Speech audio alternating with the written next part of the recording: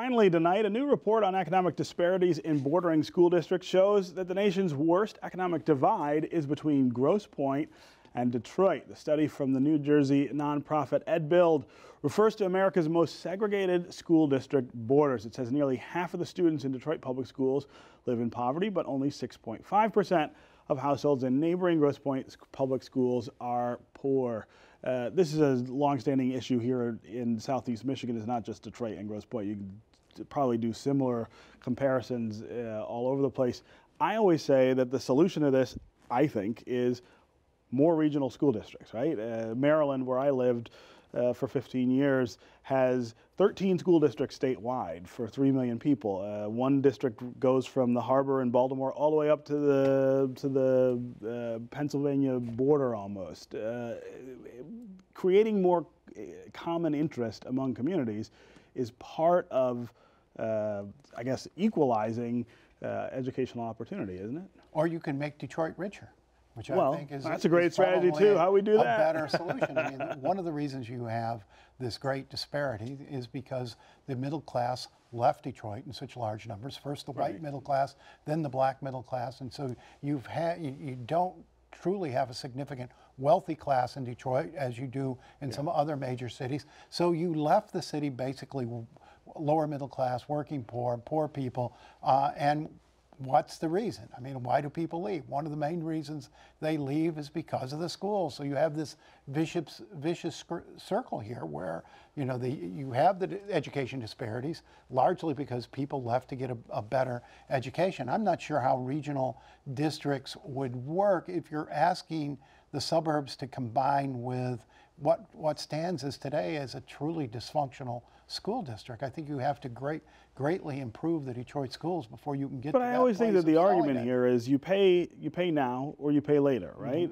You pay to support decent public education in the city of Detroit, or you pay to build prisons and keep people in cells at $33,000 a year. We've been paying. The structure just defies any efforts to flood money in, any efforts to flood reforms in. Now, if you're saying, let's dissolve the Detroit school district and give chunks to all the neighboring districts, you know, you might have some success with that. You have a sovereignty issue there. Why should people in Detroit not have control over their schools? You're talking about regional districts, and they would have their same. They would have some control. I mean, they wouldn't be voiceless in these new districts. But if you're saying to parents in Grosse Pointe or parents in Dearborn or whatever, you know, we're going to put you in the Detroit schools, all they're going to do is pack up and run like they did in the 70s when that idea was proposed. Yeah. So, but then what's the solution? I mean, you say make Detroit richer. How do you do that? You got to restore Detroit's middle class, which starts with, you know, rebuilding these neighborhoods. I think the crime problem, you know, we know how to do that. It's resources, it's manpower.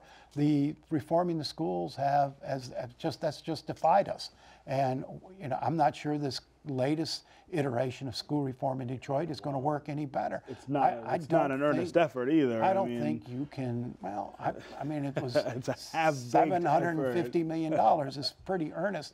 I don't think you can just, you know, continue to take this broken structure and say we're going to try and patch it up. And we need a big idea. We need a much bigger idea than we've seen. Yeah. Before we go, I want to mention a Detroit News article today that really caught my attention. I know it caught yours too, about dirty and missing instruments in surgeries and things at the Detroit Medical Center. Boy, you read that and it's harrowing. Chilling. It makes you not want to go to the hospital. Yeah, I mean, and it's at all their hospitals. These are supposed to be some of the premier hospitals in the region. Best doctors, best facilities. You got Children's Hospital was experiencing these same problems.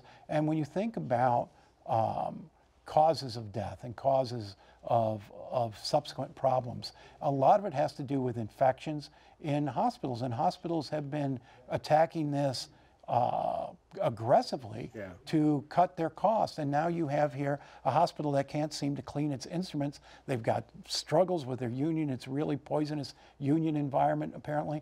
But in the end, a doctor is picking up a piece of equipment that's got old blood on it. Yeah. That's like third world stuff. And the response here, I thought, was a little less apoplectic than it should have been. I mean, you hear about this, you would think if you were running these hospitals, you'd say, wait a second, this is a terrible thing. They don't seem to be in that No, space. Conrad Mallett, we quoted him saying, he's the CEO of the hospital system. Conrad Mallett, we quoted him as saying, we're not negligent, we're concerned. And I'm like, no, this has been going on for 10 years, you're negligent. Yeah. If this goes on a month and you haven't solved it, you're negligent. But to allow these complaints to build over a decade. Yeah, it's pretty amazing. The thing that you always worry about is that if you go to the hospital, you'll get sicker, right? That's my theory. I have this. Doctor will kill you quicker than anyone. I have this argument with my sister all the time. She's a physician. That going to the hospital, going to the doctor, puts you in contact with sick people and sick things, and this story just absolutely reinforces. I mean, I bring my own pen to sign in at the doctor's office. I don't want to touch anything.